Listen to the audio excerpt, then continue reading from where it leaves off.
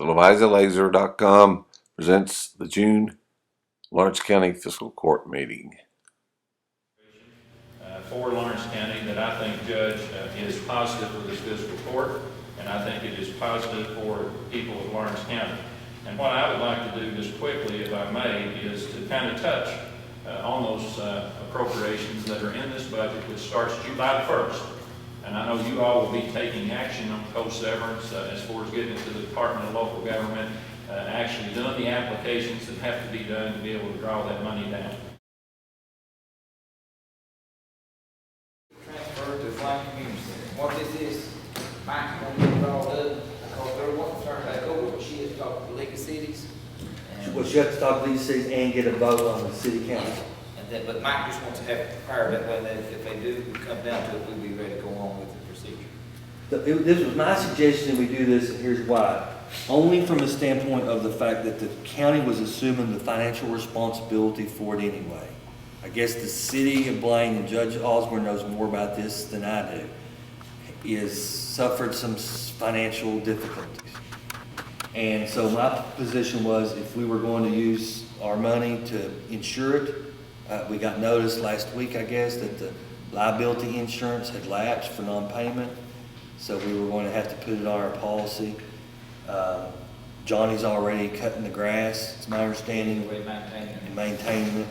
So, and this is just something I threw to Judge Osborne. I said, well, my position would be if the county's going to pay for it, the county's going to be responsible for it, the county should own it. But if y'all don't want ownership of it, then just tell me now and we won't even bother to do it, because I haven't even drafted the deal. If we don't take ownership, I'm afraid to shut down, we do need it, because they know something about much out there, and I will tell you. Yeah, so we need it out there, Blaine, because there's 25, 30 people out there every week, every evening, a lot. That has stuff for kids. And the kids need a place to play, so we need it out there. Yeah, and maybe it would give more chance for reservations to be being made for whatever. I'm just, so. And then we had $25,000 coming in a grant through like Rocket City, so we're using that later if the county gets a session to upgrade the park for the kids. And then that would give you control of how the 25 is spent. Yeah, we're kind of spent How we do it, John, if we accept that, we have to have somebody specifically know what we have, if we got people already in place. Well, the county will be open, but what we'll probably do, I already talked to Charlie Simpson, which runs her, up there at the other place, and he'll be able to maintain it, oversee it, and rent it out to us. But he said we'd work out something, and we would get control of it. But it is a good thing, and I think it needs to go out. Hey, Junior, who was that property, who deeded that property to the city? Pearl Skaggs. H-U? H-U-R-L. Or Pearl. Do you know when approximately that was done? No. What decade?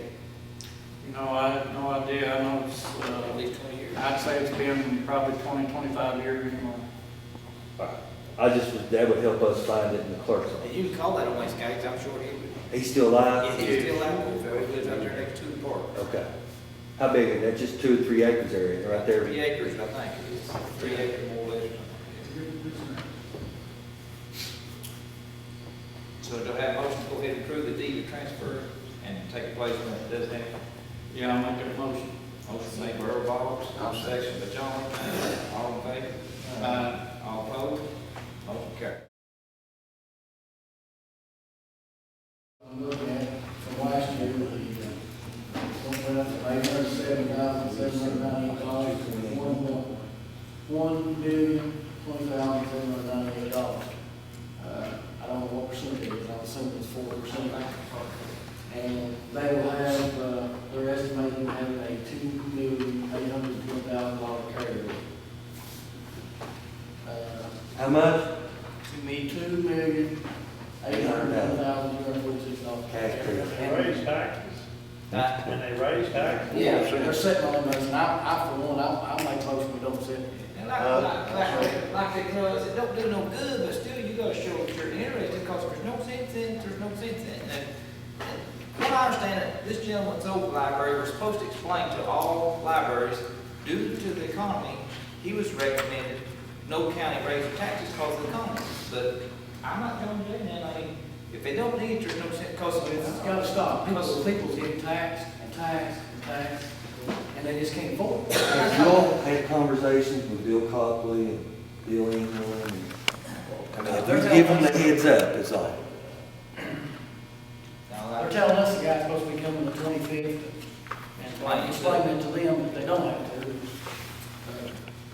Well, we got some local people on this board, I think maybe you ought to think about what you do. I mean, I'm just saying you gotta, I'll have them. I talked to them, but you, I mean, y'all do whatever you want.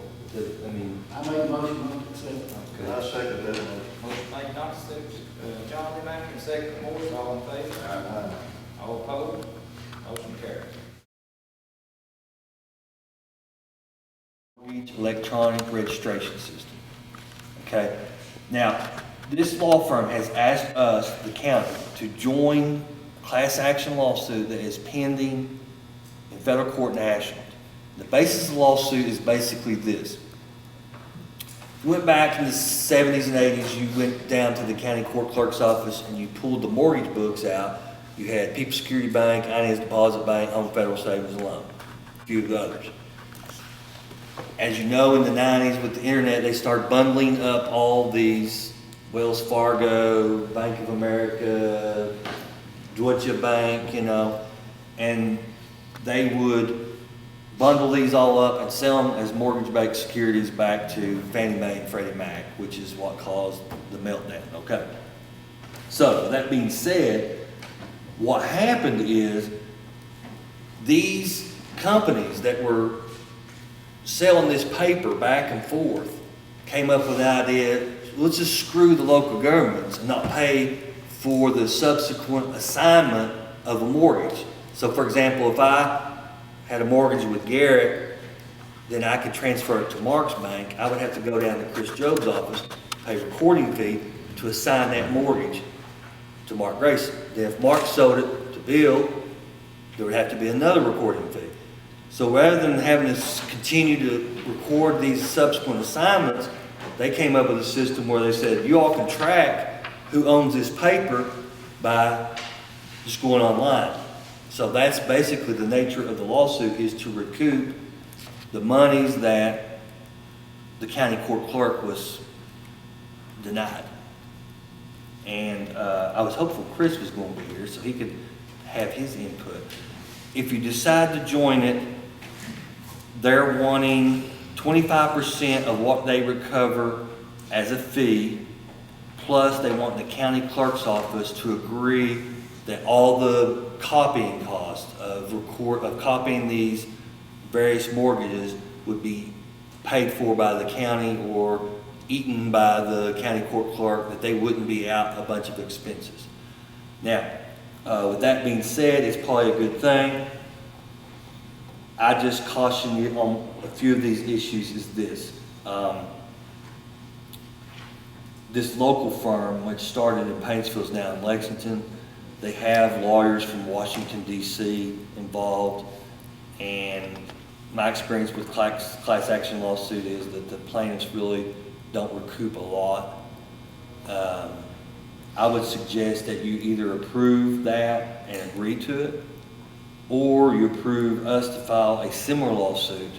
And like I said earlier, you got a county attorney, you're paying him, marching or fighting, I get paid the same. You could authorize me to file a similar lawsuit and make the same claims here in our own local court. So I just throw that out as a suggestion.